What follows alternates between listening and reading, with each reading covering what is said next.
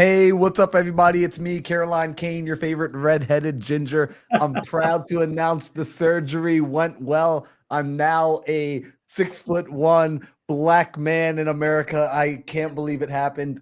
I'm now going by the name Marlon Johnson, however, so just don't call me Caroline. I'm not going to respond to that name anymore. What about Carlin? Yeah, not Carlin. But guys, Caroline is flying today. She's heading out to Dallas for an event. So you are going to get to hang out with myself and Bobby today. Yeah, Victor says, looking good, Caroline. You're going to get to hang out with me and Bobby, and we're going to be talking about the mindset that you need to have in order to get into stopping foreclosures. And we're thinking about taking this conversation a few separate ways.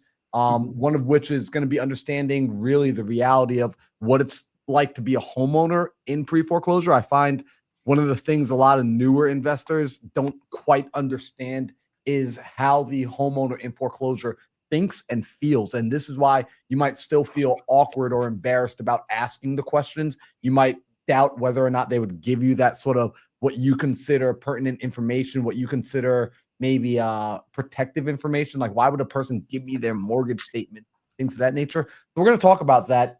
Then luckily, we're going to talk about two things that Bobby knows extremely, extremely well, which is the mindset of the realtor, because oftentimes when realtors get involved on these deals, we have to understand how they are going to be traditionally trained to look at these sort of situations and why they may not always be in the best position to solve the problem, or you just want to understand how the other side is thinking so that you can better communicate with them. You can better work with them to help solve this problem.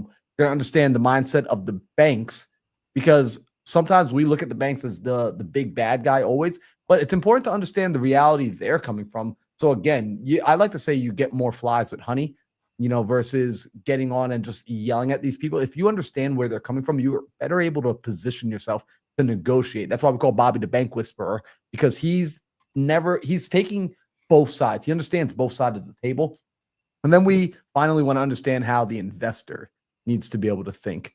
So I'm excited about this conversation. Plus, Bobby was telling me before we hopped online that because there's people who've been showing up to these YouTubes regularly, who have been hopping on Caroline's Zooms, who have been not just listening, but taking action. There's a new student, someone who basically barely knows what the heck he's doing, that you said is about to walk into potentially a $40,000 deal. Yeah, I asked him if he would join the call, just wrap a call and on now. So this was interesting.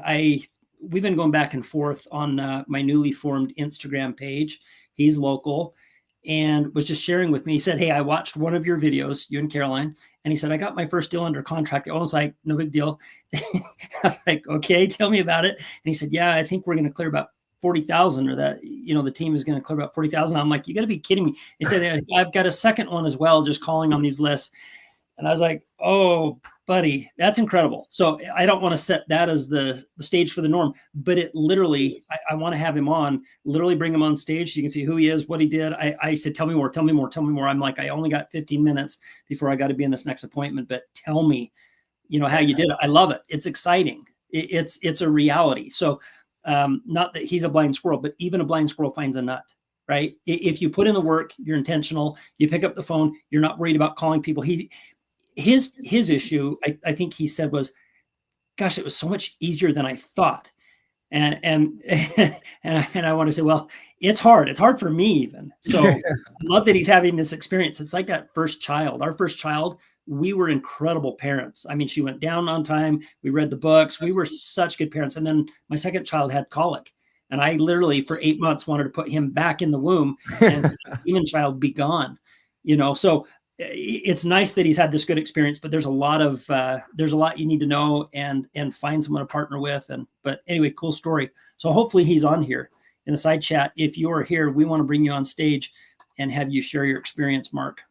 Yeah, so that'd be awesome. So Mark, if you're out there, drop a like a hello in the comments so we can see you. We can send you the link, because I would love for you to come up and share that story. Because it's the reality that when you start taking action, especially imperfect action, I think Radio Guy 801 is Mark. So I think we got Mark right there. We would have never known it was you. He got a live one. I love that he says, I am here. So where do you want to start? Here's what I learned. I went to a marriage class with my wife last night. The city was putting it on community, and we like to support, this kind of stuff, and everybody can learn something. But the lady, as she was starting, she said, people listen to the first 5 minutes and the last 5 minutes. So maybe we bring him on for the first 5 minutes when people are listening, Marlon, and then nobody's going to listen to us for the next, 30 minutes, 40 minutes, right? And then we'll close up. But let's bring him on stage. Yep. So, Mark, I just put a link in the comments. If you click on that link, you'll be able to pop up here. You'll be able to come on stage, and we'll get to hear a little bit more of your story, be able to share it, because I'm curious to hear this as well. And what's funny is this is one of the most fascinating things. Caroline and I were joking about this about a week ago, that when a person gets in, we said there's a correlation between IQ and the amount of money you earn. And it's not the correlation most people think. The higher the IQ, we actually find, and this isn't me calling anyone dumb, but the higher the IQ, we usually find the less money a person makes, because they know all the reasons why something won't work. They know all the difficulties ahead. They know all the things that could go wrong. Therefore, they put themselves in this analysis paralysis situation, versus when a person gets a little bit of information, it's like, okay, cool, I'm going to go do that. And then they start taking action. Some amazing things can begin to happen. So I think I see Mark popping into the studio in the background. Mark, do us a favor, though. We need your camera to turn on so we can bring you up on stage. So it looks like you're still figuring out the technology back there. But for those of you listening, as you're here each week, the important thing isn't just gathering information for the sake of being ready for the potentiality of a deal. It's going to be acting on the information you receive. It's going to be taking the information that you're listening to. The fact that Caroline has made the list on, hey, this is where you get the data from. In fact, she not only tells you how to get the data, she literally gives it away to you guys for free. And they tell you exactly what to say. And they say, even if you get stuck, what can you do? You can reach out to Bobby. You can reach out to Caroline. You can reach out to Lindsay. And they will literally take your deal across the finish line for you and with you. And you guys are able to earn while you learn. There really is no excuse. Like, all the excuses have been removed. But I see that we got Mark here. Mark G, what's up, bro? What's going on, guys? It is my first time on StreamYard, YouTube. Happy to be here, though. Good. Happy you're here. So you and I spoke for the first time when? Oh, probably less than an hour ago. Yeah, less than an hour ago. And you shared an interesting story. So give the group just a quick background. You don't need to go into a lot of detail on your family life, who you are, what you do, things like that. But just tell us, you had mentioned that you had seen a video and that you took action and started calling. So give us a little overview of the deal that you just did. Right. Yeah. I just kind of been floating around, being on Zooms and watching YouTube videos, and finally decided enough watching videos, enough trying to learn everything and cram it all in my brain, just get on the phone, start calling. So I hooked up with a couple guys in Texas. I'm out here in Utah, like Bobby, and they just provided me with leads, and I just started calling them. And they said, anything that you get under contract will, basically JV with you. And so I've been calling for a couple weeks, having good conversations, learning as I go. And then yesterday I was able to put my first property under contract out in Missouri. Dude, congratulations. So Mark, let me clarify something. You reached out. Wait, first off, how long were you gathering information before you got to that point of like, all right, time to just start taking action?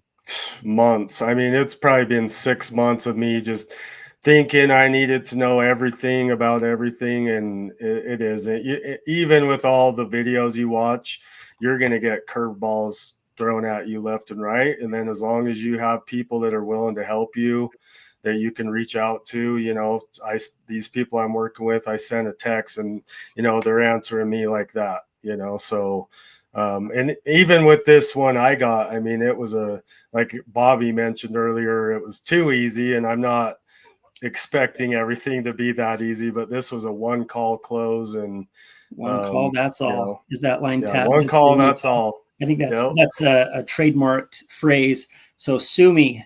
One call, that's all, guys. They are attorneys. Was that Craig Swap, I think? Yeah. We won't give them any props here. Not a fan of attorneys that.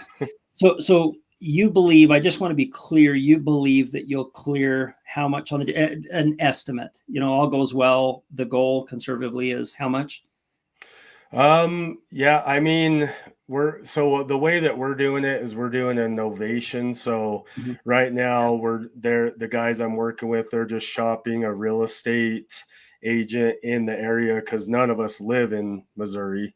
So we're just looking for a real estate agent right now to list it for us. But based on the comps and everything, I put it under contract for 60,000, even though they were asking for 70. I offered 60, and they said, okay, let's do it, because they're looking to relocate. And then we're hoping to list it somewhere in the 100,000 range. So I know a guy in Missouri, so reach out after and I'll connect you with somebody out there. But anyway, so that's simple math, around a $40,000, split. And that's a good one. We've seen some really high ones on our team, as high as 150, a couple over 6 figures. Most of them are going to be in the range of 10 to 50 grand. So that's a sweet spot when you're wholesaling novation and doing this business. So Bobby, I'm new. What does novation mean? I never heard this novation thing you guys are talking about. What's novation? I want to hear Mark explain it. Mark's even newer. What's the novation? So you are the property that we put under contract, it doesn't really need any work. And every house will need something done to it, but the one that we found, it's not something that we have to go in and, a buyer's going to have to put $60,000 into it to get it ready to go. So, just even in my limited knowledge, we're just putting it under contract, and then looking, and then you're able to part of the purchase and sale agreement. It also has some language in there that says that they're giving us permission to market the property on the MLS, along with putting it out there to our investor network.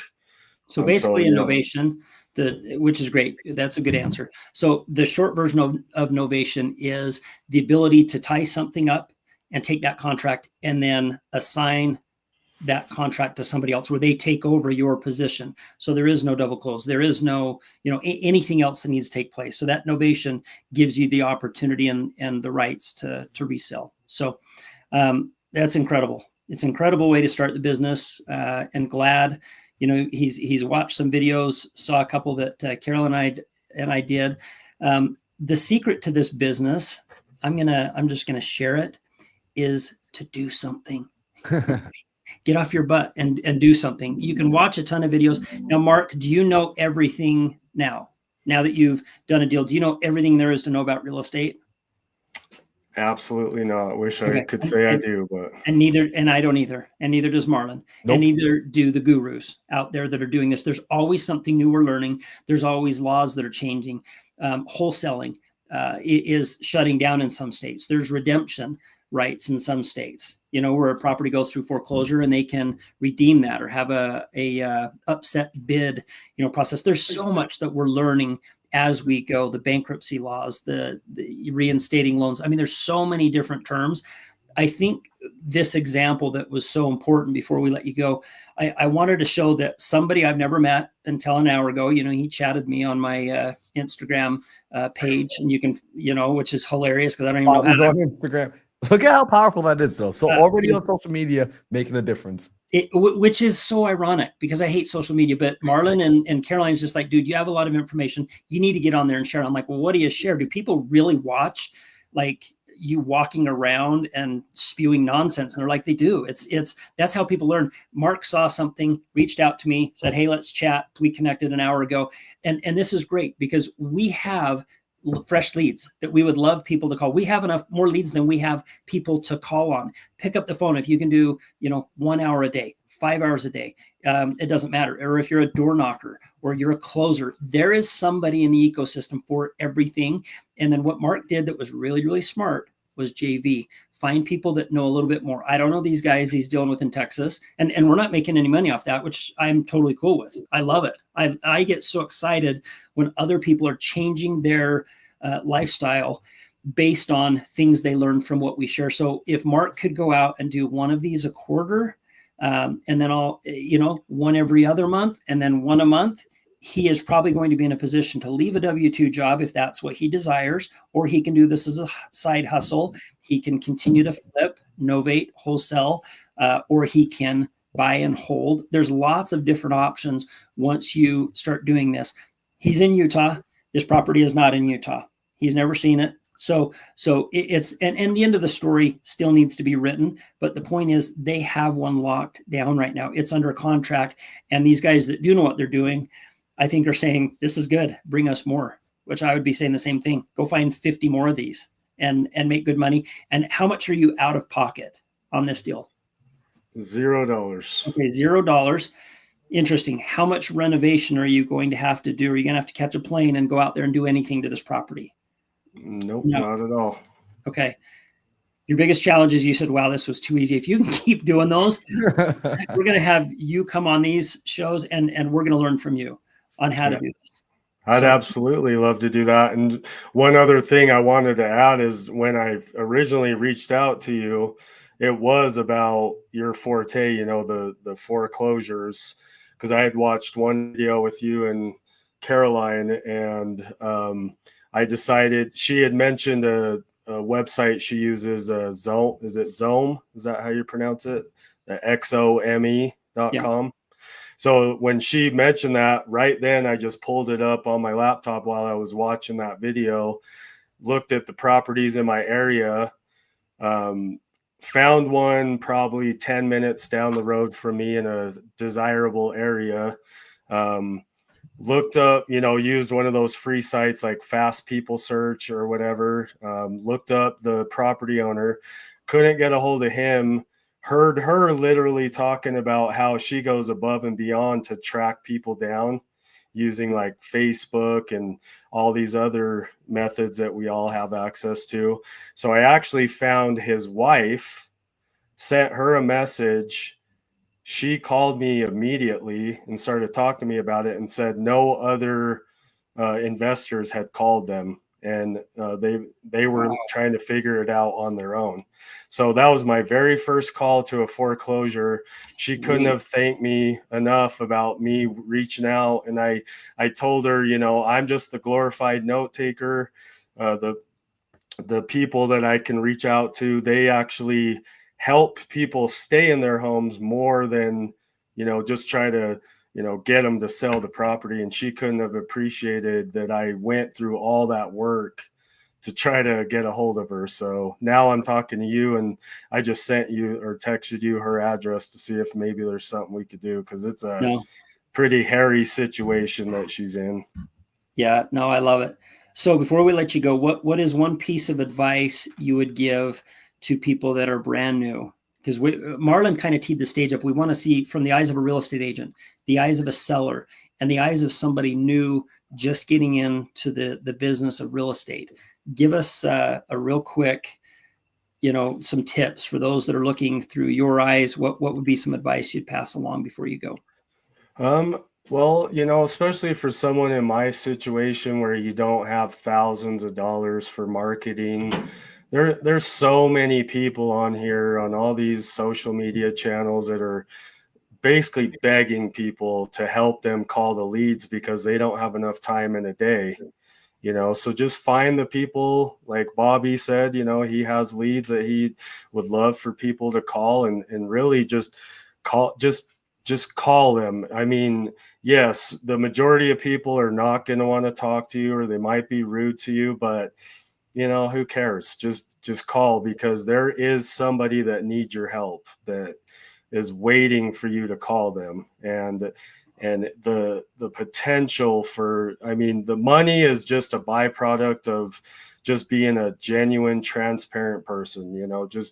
It's amazing. I didn't realize how much money and how much opportunity there is out there. It's just, it's something that I could see myself being passionate about. And I've never had a job like that in my life. So no, it's fun when you wake up to something like that every day. What did you say when you pick up the phone? What's your line when they say hello?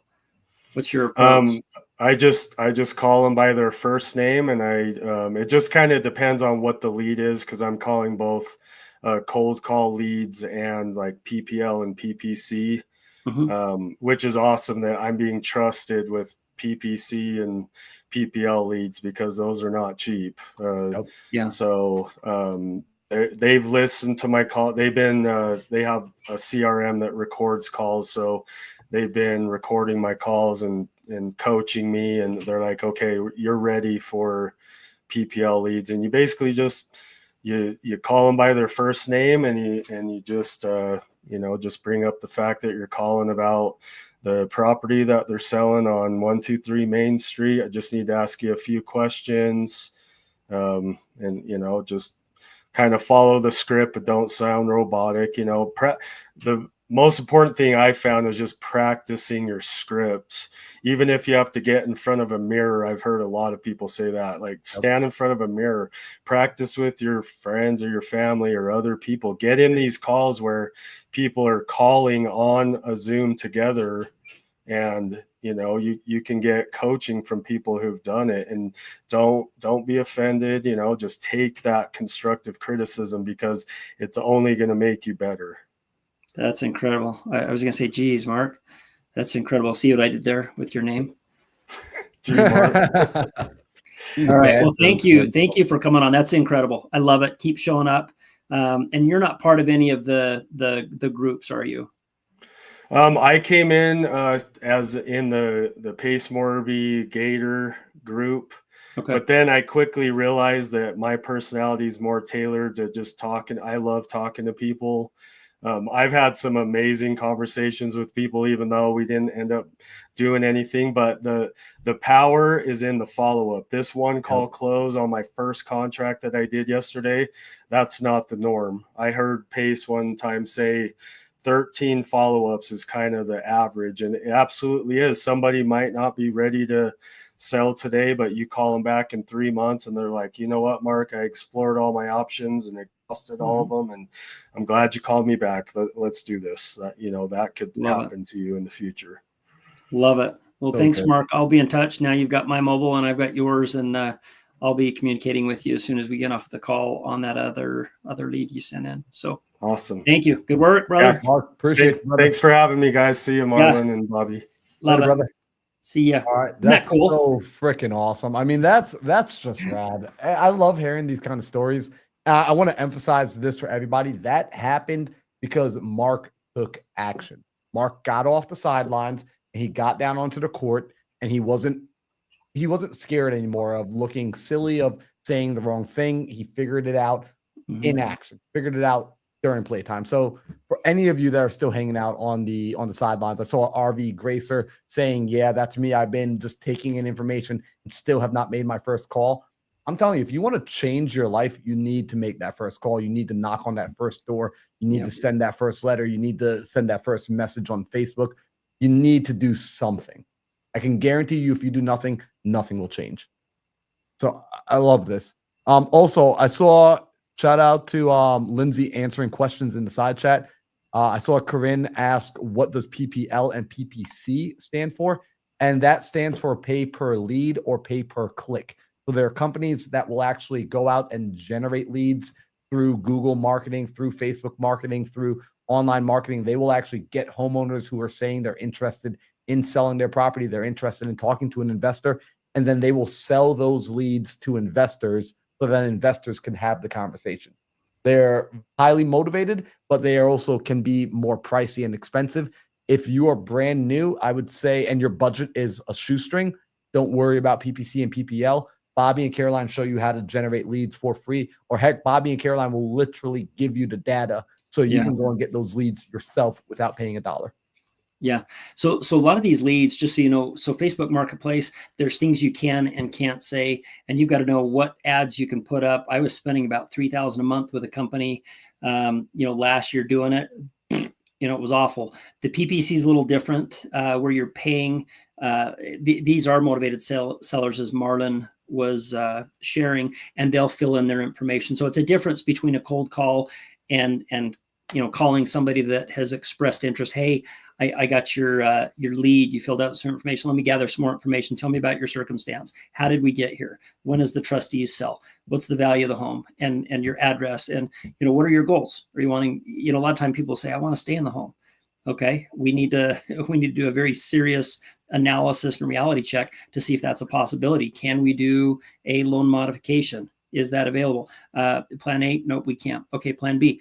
Can you beg, borrow, steal? Can you borrow some money from somebody? Nope, that's not an option. Great. We want to be your plan C. What number are you looking for to hit the reset button on life and start over? I mean, that's kind of the quick version of a conversation we have. And a lot of time people say, you know what, if I can just get out of this mess and stop the foreclosure, I'm good. Or I want 5 to 10 grand. We've paid a lot more. One of the recent closings, we paid about $60,000 to the homeowner. Just here you go. And they're thrilled. They name the price, not us. And so we'll go in, sometimes do some renovation, fix up. Sometimes they'll sit on the market a longer time. Caroline did a major reno on a property that's been sitting for a little while, and we just kind of dropped the price a little bit to move it. You want to get in and get out. The goal isn't to sit on those for a long period of time and try to eke out every penny. It's to do a higher volume of these, whether it be wholesaling. And Mark's into this, nothing. So what a great position to be in. Now, when you're in our position, mine and Marlon, Caroline, you're investing, a lot of money to buy these homes, and money runs out real quick. You'd think $1 million goes a long way. It doesn't. So it does run down quickly. And this is a perfect segue into understanding now the mindset of sellers, of homeowners in pre-foreclosure, because I knew when I was getting into this, I ran into the biggest issue, which was, I see it around. I was constantly putting my mind into the seller's head, and I was trying to figure out why in God's green earth would they ever sell me their property at a discount? Why wouldn't they just go and do it themselves? Why wouldn't they just go and repair and get the $100,000 profit or capture the equity? And I just could not, for the love of me, wrap my mind around how, if there's so much money here to be made, why isn't the person who owns the home capturing this money? So can we talk about what that mindset is of that individual and really dive into, not just like what they're thinking, but also what they're feeling, and then the reality of what it takes to even capture that equity, because that equity is there in potentiality. It's not there in its realized form. It's an interesting question and response that I'll give to this. It depends on the homeowner. What is the catastrophic event? Sometimes it's a job loss. Sometimes it's a cancer. Sometimes it's a death. There's a myriad of reasons why they're in the situation they're in. And it's this foreclosure process. It's an unemotional beast. That's the part. You take the human out of it. You've got a bank that's not being paid, and banks are in the performing note business, not the non-performing note business. So you don't pay, you don't stay. I mean, it's that simple. And you get behind. And it's interesting. We talk to people all the time. We've got Lindsay and Victor and Anna and Melissa. They're all calling people all day long and getting the basic information from these people. It's interesting that most people don't have $5,000, $10,000 to reinstate. A lot of times it's 15 to 20 and higher. It's not like they're behind 1 or 2 months on a payment. They're behind many months. And sometimes the bank will offer a loan modification where they'll take that arrears is the amount they're behind, and they'll put it on the end of the loan and kind of hit the reset button. And sometimes they'll change the rate to a worse rate, or they'll do a repayment, program. So the psychology of the homeowner, it's either their first experience going through this after a very traumatic experience, and sometimes they'll say, I want to stay in the home. And it's just having that conversation. That's the goal. Plan A is the goal. Have you stay in the home to do the loan mod. If that doesn't work, plan B, beg, borrow, steal. Who can you borrow money from? If that doesn't work, staying in the home may not be an option. Where do you see yourself 6 months down the road? Most of the time, the homeowner will come to the place of, I do need to sell. And at that point, it's just a matter of what can we do to make this transition from uprooting, sometimes family, to a very soft landing spot. Because if nothing is done, the home goes to sale, the sheriff shows up, they are evicted, and a new investor that bought the home at the trustee sale is now the new owner of the home, whether we like it or not. It sounds cruel. It's just the realities of life. It's like gravity. It's going to happen. But it's learning, as we've talked in some of the conversations we had before, it's learning to work within the framework of gravity. Let's give you a parachute. We want to be that parachute for you, so there is a soft landing and that you don't, fall to the bottom of the cliff and splat. So that's what we're providing, is that parachute, that easy landing. And we can't force them to sell their home. That's the beauty, is they have to sign on the dotted line. It all has to be legal, done through an attorney, done through a title company. But there is an element of negotiation that can take place. What do you need? And I let them speak and hey, I want 10 grand. I want 11,000. I want 50,000. All right. It's a mathematical equation. Let me run it out. It either maths or it doesn't math. Yep. Super. And what's interesting too is when we first show up to this homeowners, because oftentimes we get on the phone with them and they're pretty closed off. They're pretty walled off. They're pretty aggressively telling us to go kick rocks. And, they use a lot harsher language sometimes.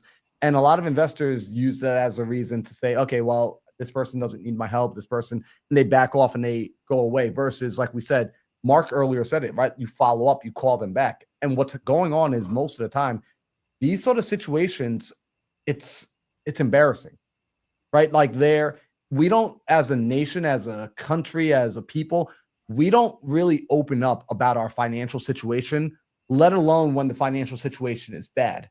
And so oftentimes these people that are going through pre-foreclosure, they're still keeping up appearances. And so their friends typically don't know the situation's going on. Their families don't typically know the situation's going on. We've had situations where husbands haven't told the wives yet, wives haven't told the husbands yet. And so there's a lot of shame around the situation. And there's this blood in the water. And when there's blood in the water, you feel that anyone approaching you they smell that blood and they're coming aggressively to take. So walls go up. And it's important for us to understand this, because our job, first and foremost, is to get them to lower the guards, and they cannot look at us as investors as a us versus them situation. They need to feel that it is us and them versus the world. It is us and them versus their problem, and that we are sitting on the same side of the table. It's critical that we make sure that we address that emotion first, or else we're going to be dealing with a human who still has their guard up about us. That's such a good point, because a lot of time, and this is in marriage, it's in any relationship, when you draw a line in the sand and you're standing on one side and they're standing on the other side, you create an adversarial salesperson consumer relationship. You've got to get on the other side of the line, and you do that by asking intelligent questions. I've tried to share with my kids. He worked at a bike shop, and we growing up, we owned a sock shop. And the worst thing you can do is ask somebody that comes in the store, hey, how you doing? Can I help you find something? They're 100% of the time, their response is, no, I'm just looking. Yep. And in my mind, I learned very quickly, don't ever ask that question. So my son for the bike shop, ask a different question. Welcome to the bike shop. Can I help you find something? No, I'm just looking. Hey, are you a mountain biker or a road biker? Are you looking for service?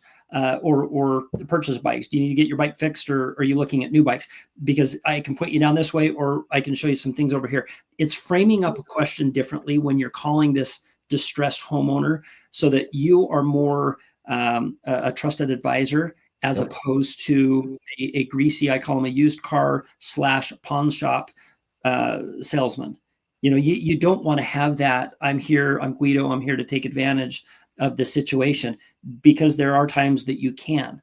But for the most part, you're there as a trusted advisor. Let me give you some advice. And I will say, Lindsay and I, we have been on the phone probably in the last, 3, 4, 5 months, more with homeowners that we help stop sales, or that we at least give advice. She just did it again this morning, working with a homeowner, giving her, free advice. And again, we can't do that for a living unless we're a trust fund baby. But as you work with these people, you start to break down the walls, and it's, I need 100,000. Well, the lady's 100,000 in debt. And 40,000 is what was 38,000 was the exact number. And Lindsay's like, I don't know how she got 38,000, but 138,000. Now, go back to her and propose, hey, if you can't figure that loan modification out, if you can't get the 38,000, are you open to working on a scenario where we can help you get the property listed? Or are you open to, a different scenario? They will come to the reality that that's not a solution. In the pie in the sky, my home's worth 400, but yet I want 500. They very quickly deduce that that's not a real situation. So that follow-up is critical. The relationship is critical. How do you do that, Marlon? How do you build that rapport within a few minutes on that first call? Yeah, and it's what you just said. I'm not going to shut down their ideas. See, I like to tell people all the time, I'm the worst person in the world to argue with because I'm always going to agree with you. It's actually going to be very annoying to argue with me because I'm just going to agree with you. I'm going to say you're right because people shut down when you tell them they're wrong. So when the homeowners and they come back with these, we got it all figured out, we've got the answer, we're going to do this. Yeah, that's amazing. And if for whatever reason that option doesn't work, what else are we able to do? Is there something else that we can do here? And I use the word we a lot. Anyone that's ever listened to me on a phone call, you're going to see that I use we psychologically. It puts us together in a grouping. It puts us together on a team. And the more they hear we, they start to build this picture of us together. What are we going to do to solve this problem? What do we want to accomplish here? I love asking a homeowner, hey, what is it that we're trying to accomplish here? Are we looking to stay in the property? Do we want to keep the property? Are we looking to sell the property? I mean, tell me, what do we want to make happen? Yeah, what's the end goal? What's the objective? Tell me how you got here. What's the scenario? What's the exit strategy? As you start having a conversation, I usually spend the first 5 to 10 minutes asking the homeowner how they got there. And I don't say a lot and listen. And they have been wronged. A lot of them, have stopped making their payments for whatever reason. Some actually have very catastrophic family experiences that are super sad, and they're, I feel for them. The others are just life adult, incompetency and not staying on top of bills. And I'll just listen, whether it's real or nonsense, and listen and ask more find out questions. And and one thing I want to point this out, because I got to watch you take a call in Utah where Lindsay teed you up for an amazing call with a seller. I think his name was Bobby as well. I forgot the name. Bob and Kathy. Bob and Kathy. And what's amazing is Lindsay gave you the details of, hey, this is their situation, this is what's going on. And on the phone call, you still spoke to them as if you never heard those details. And you asked them, hey, so how did we get into this situation? And what I love about this, and I want people listening in the audience to understand this, what homeowners are looking for, first and foremost, whether they realize it or not, is they need to feel understood. And so when you give them the opportunity to explain the situation in their language, from their perspective, they now, again, this builds that bond. And something I realized from when I would sit on the phones all day long is I used to shoot myself in the foot by trying to gather all the details of their situation before I got on the phone with them, because it made me not want to ask questions. So for the people out there that are in like analysis paralysis mode, feeling like you need all the information before you make a call, all the information you gather outside of the seller is, quite frankly, in my opinion, useless, because they may not view their own situation with that same perspective. And it's important that you speak in the same language of their problem that they're speaking with. So gather the information about their mortgage, gather the information about their bank from them directly along with them, because that is going to be the bond. Let them tell you about their problem. And if they don't tell you that's the problem, you can't call it a problem yet. You need them to acknowledge the problem. You can't tell them, they've got to tell you. Yep. So I think that helps us understand how the homeowners think and the perspective that they're coming from, noticing that they're oftentimes vulnerable. They're oftentimes scared. They oftentimes feel like they are going to be taken advantage of. And we lower their guard by having these conversations and really, quite frankly, just giving them space to speak. Now, another flip side of the coin is understanding how the bank thinks. You mentioned it earlier that the bank's not in the non-performing note business. They're in the performing note business. And although we may, on a phone call, for the sake of building rapport and bond, make the bank a common enemy with the homeowners, I don't think you and I look at the banks of the world as the big bad enemy, right? In fact, I have banks. My money is currently with banks. If I thought banks are the enemy, I wouldn't have money with banks. I wouldn't have loans with banks. So I like banks in my real life, in my world, but I want to understand, how are the banks looking at these situations? What's the pain point for the bank? And why does it matter for me to understand the bank's perspective as far as all of these deals? So the bank's situation, speaking for all banks and institutional investors everywhere. No, I can't do that. But what I can say is, from the mechanics side of the house, the payments, the non-payments, it is an unemotional beast. Speaking with customer service representatives, we've had situations where we will call in, talk to them, what options are available for this homeowner while the homeowner's on the phone, get signature authorization and third-party consent, obviously, to speak to the bank on their behalf. You got to do that first.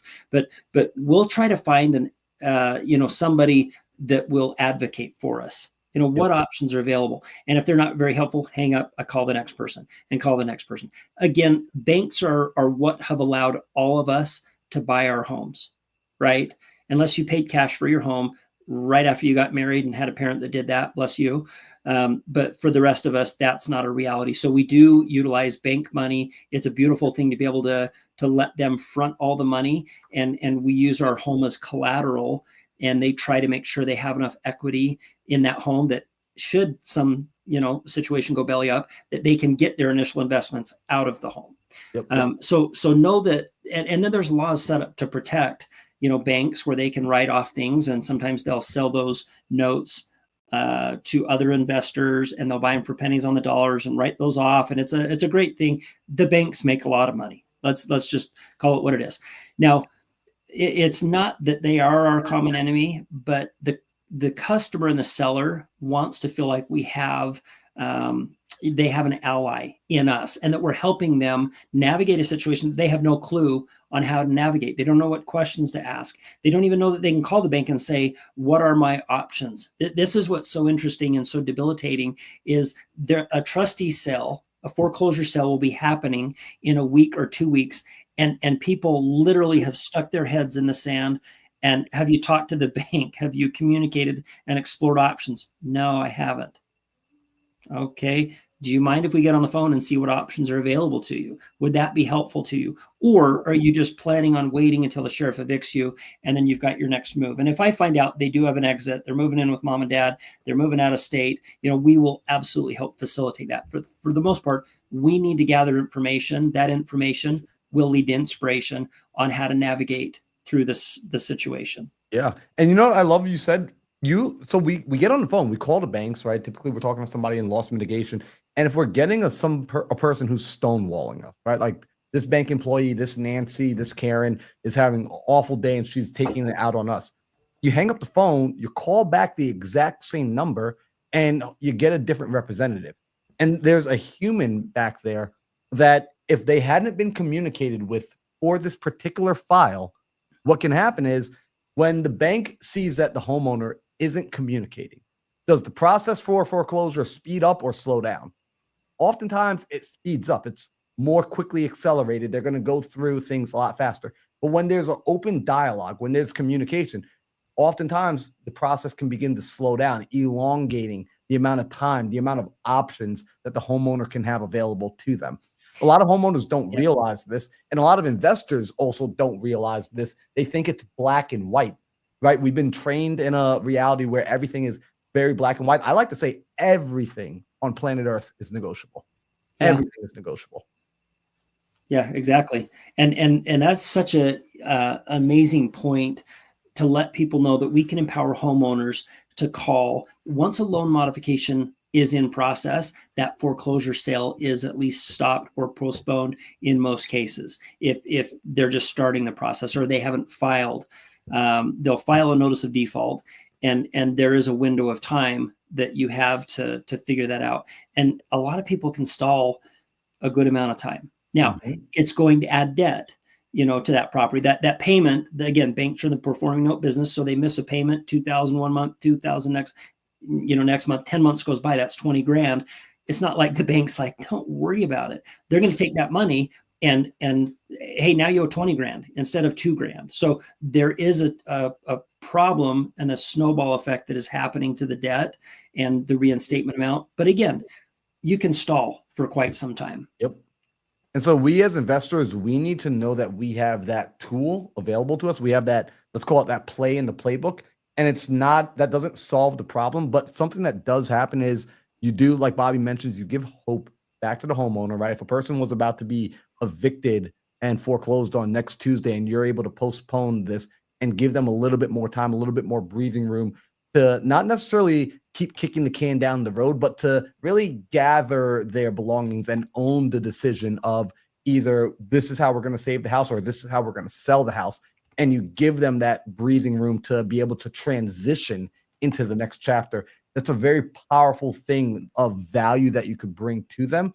And you're explaining to them how the bank process can work. So it's important to understand that this is how the bank sees things, this is how the bank transacts. Because contrary to popular belief, banks don't like foreclosures.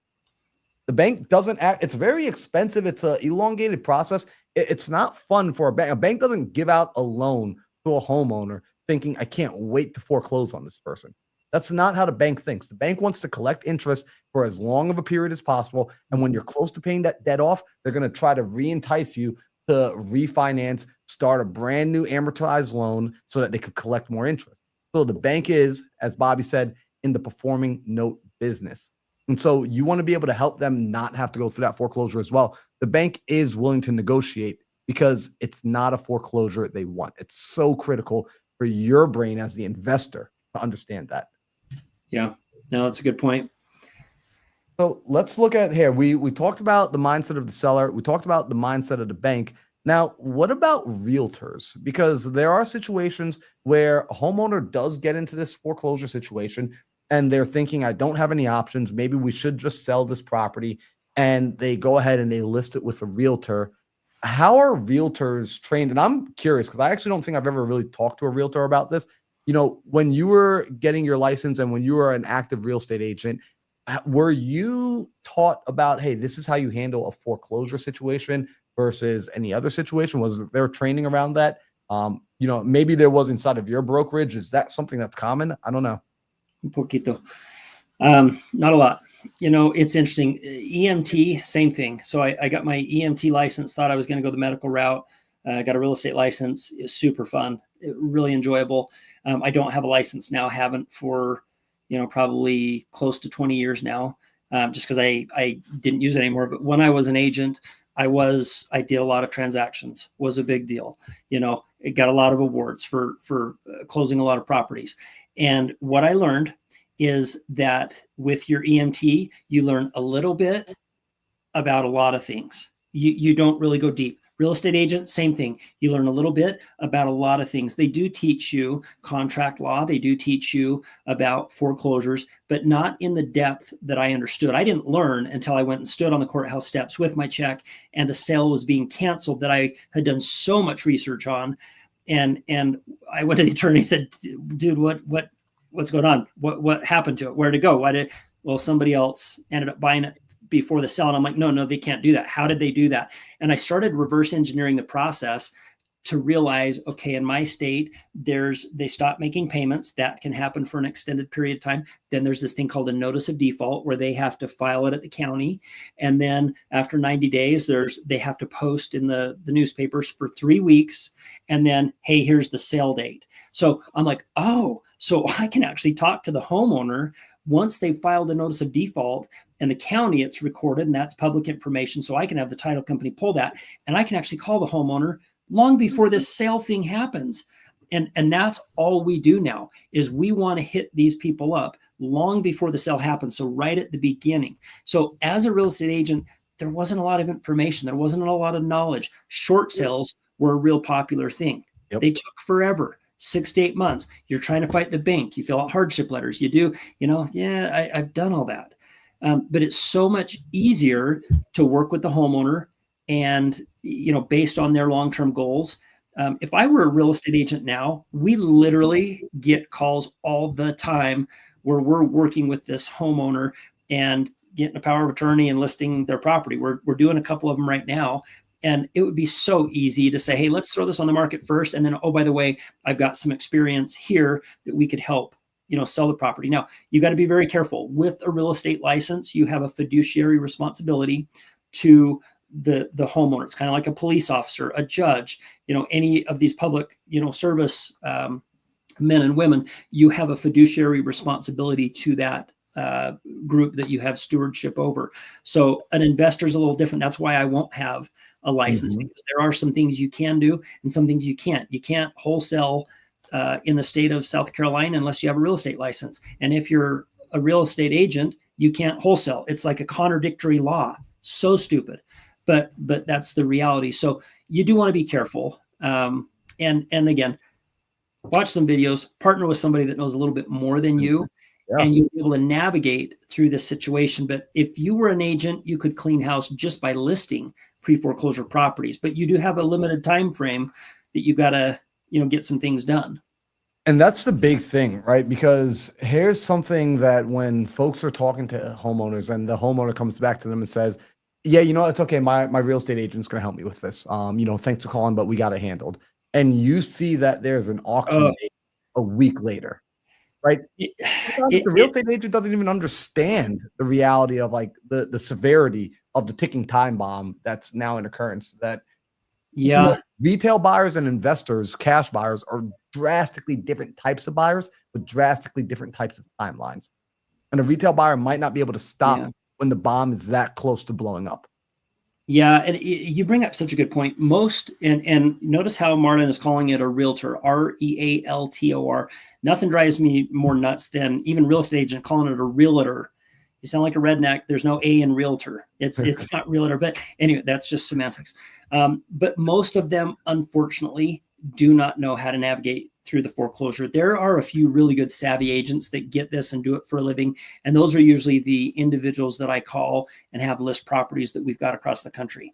When you find a good agent, they call them unicorn agents, where they know how to do the one side of the house, but they also understand this world of pre-foreclosure. Grab them, hang on to them, and use them. I love, matter of fact, we had our meeting at the local Berkshire Hathaway office with my buddy who's been a broker, for 30 years. Incredible guy, local guy here in the state of Utah. And if you have real estate needs, his whole family, his wife's an attorney. She owns a title company. The kids are involved. Like, they're super savvy when it comes to this stuff, but you got to find them. But most real estate agents, Marlon, it is so frustrating picking up the phone, calling them, and you got to be really, really patient. But I love having that conversation with them. Say, hey, do you understand the severity of the situation? I appreciate that you have it listed. If we could get your commission, here's the magic question. If we could get your commission, are you open to working with our team? This is what we specialize in to save this home from going through foreclosure. And it's typically a friend. Most people list with a friend, not just some random agent. So it's usually like, this is a high school buddy, or this is a neighbor, I'm helping them out. Absolutely. I'll work with you. Okay, let's get to work. And that's how you have to approach a real estate agent. Now, if you have any questions about local realtors, homes that are in pre-foreclosure, that they don't know what they're doing, that you need my help, ask me, and happy to help there. I just put my little link. That's your IG right there. There you go. I'll put it up on the screen so people could actually see. Yeah, put that up there. So what you need to do is, in the little chat area, it's JV with Bobby and Caroline. You can click on that and it'll open up a screen that actually, matter of fact, if you want to show that, there's three different tabs. K-Wit, I'm a unicorn agent in Cali. Why have a property in Cali right now? Let's talk. Just finished the renovation. But if you go to my world famous Instagram page, there you go. So JV with Caroline, click on that. And there you go. And I'm colorblind, so I can't even see what those three greens say. Tell me what they are. It says partner with me, download the Take Action Guide, or get my free lead spreadsheet. So okay. I can get my leads from here for free. Yes. Yeah. So you can click on that. It'll put you in the queue, and we have a team that will give you leads that you can call on for free. Or if you have a JV deal that you want our team to work on, click on that. You have questions, you want to get to know us, you want to be part of the team, do that. We are looking for people in every single state to call, door knock, help facilitate. If you're a wholesaler, bring us your deal. If it's a good deal and has equity, you need capital. I mean, the beautiful thing about this business is I hear all the time, do I need a lot of money to do this? Do I need a lot of experience? That will absolutely help you if you know how to navigate. But the answer is no, you don't. Mark is a classic example of somebody that was able to jump in, little experience, not a lot of money, zero money into the deal, and he'll have a pretty good payday. And you go do one of those a quarter, that's a pretty good gig, pretty good side gig. Yeah, I mean, basically all you really need is the ability. You just got to get out and take action. Like, guys, like I wish, you have no idea how badly I wish when I was getting started, I had this level of access to people who were doing deals at a high level, who were willing to give me the data, who were willing to get on the phone with my leads, who were willing to JV with me so I don't fumble the ball, because I fumbled a lot of balls in the end zone. It's unreal. It took me 8 months to get my first deal. And that wasn't 8 months of procrastinating. That was 8 months of me sitting at my table, making calls in my mom's dining room every day, 6 to 8 hours per day, 7 days, 6 days a week, sometimes 7 days a week. I'd work on Sundays on occasion. And I didn't have that team I could plug into. This is no joke, one of the most valuable things you can have. And all you have to do, they can provide all the support, right? Like you have a team that will provide all the support, but here's what they cannot provide for you. They cannot provide the effort. You have to bring the effort on your own. So if you'll bring the effort, then you can make some magical things happen. So take Bobby up on it. Take Caroline up on it. Take their team up on it and use and abuse them to go out and help homeowners and get paid. That's my personal opinion, at least. Yeah. And what's in it for us? We make money on these deals that you bring to us, and we help homeowners. But, we've talked about some of something's better than some of nothing. You could be looking at this business 6, 8, 9 months. Marlon, you're talking about this. I didn't have access to anybody that knew. I was a pioneer back in the day, and wrote this ebook on how to do pre-foreclosures. I just met with an author, and I want to get that republished. Foreclosures in the new millennium. So much has changed since I wrote that book, and I was reading through it, and I'm like, this is such good information. And I never made a dime or made any money off that book. It was just to give out to people so that they could learn this is a lot easier than you think.